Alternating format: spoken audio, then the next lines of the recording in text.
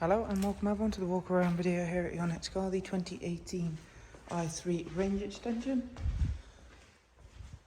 The vehicle is presented in the lovely Alpine white and once again has the contrast gloss black package on there. If you'd like to know more details about the car, don't forget you can easily find out more by using the links in the description box. But let's get straight into talking about the i3 range extension we have here. So the range extender on the i3 gives you a little two-cylinder petrol engine which acts as a generator to top the batteries back up when the charge status reaches a set level. So it is not going to be driven by that little two-cylinder petrol engine. It is just there to regenerate some power back into the batteries. It also will further the range up to a very healthy 205 miles of total range. Very clever how the system works and how it is still packaged in the same size i3. So you have effectively two filler caps, one here, this is where you'll put the fuel in, the normal petrol, and this is the charging port. Nice and easy, open that up, plug it in, leave it be. You still charge it in the normal fashion. However, this is and will generate its own charge with that two-cylinder petrol generator effectively on board the car. It's a very, very well equipped i3. It's got the electric slide and tilt glass roof. It's got rear privacy glass. It's got the wonderful 19-inch alloys, as you can see. It's got those super skinny bespoke tyres for the i3, which are of course going to reduce the rolling resistance, which is better for fuel economy or range in this car's case. It's got rear camera. Despite the size of the car, it still has a very good size boot. Bear in mind the size of similar cars.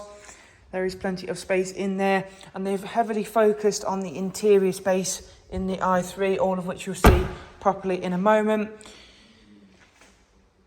What they've also done is kept the weight down in areas where it's been possible to, so they've used super lightweight materials everywhere possible, including the actual core of the car, which is actually made of a carbon fibre construction, as you can see there. You get these really short little rear doors which open in this very funky configuration, and what they've then also done is give you the ability to slide the seats up and out of the way, as you can see, to give better access to the Isofix 2x2 seat arrangement. As you can see, you've got almost part leather in this car. I'm not going to say it's half because it really isn't half, but you do get the nice little leather accents on the i3 we have for you here. So the glass roof is almost sort of split, almost in this T-top way, but again you do get the full effect inside. Everything's going to feel nice and light and nice and open. You've got heated front seats. It has got Harman Kardon audio, which is just tucked a little bit further round on the pillar there. If we go back toward the driver's side, then we'll go through it and of course take a seat inside. You get the LED headlights. A really fun looking car. It's actually, in my opinion, the best application for a EV in terms of a small car.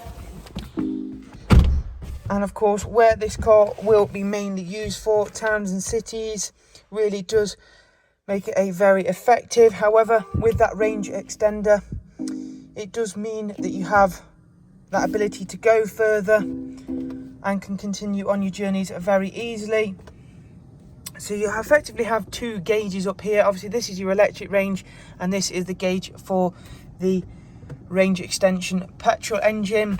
Very, very easy to sort of get to grips with how it all works. This one obviously needs charging and some fuel in there. That's not a problem. It's only covered just over 5,000 miles. It's a super, super low mileage example.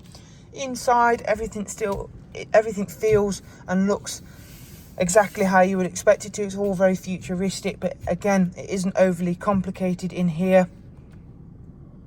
This one has got traffic jam assist as well as adaptive cruise control as well. So you've got a lot of mod cons that you would expect to see on a regular everyday car, but let alone a full EV, which is nice with that backup petrol assist. You've then got professional wide nav, you've got telephone and audio via Bluetooth. You've also got DAB, music collection, USB line in. We have also got dual auto climate control. We have then, if we pop the car into reverse, got the rear facing camera, as you can see there, with front and rear parking sensors, which is really, really nice to of course have that.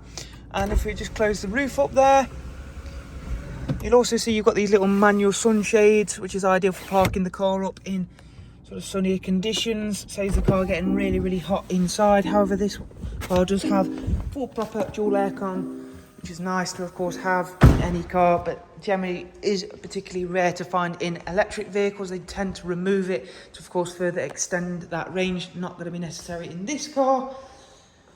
But again, for more information, don't forget to go ahead and use the links I'll leave available in the description box. But for the meantime, thank you, bye bye.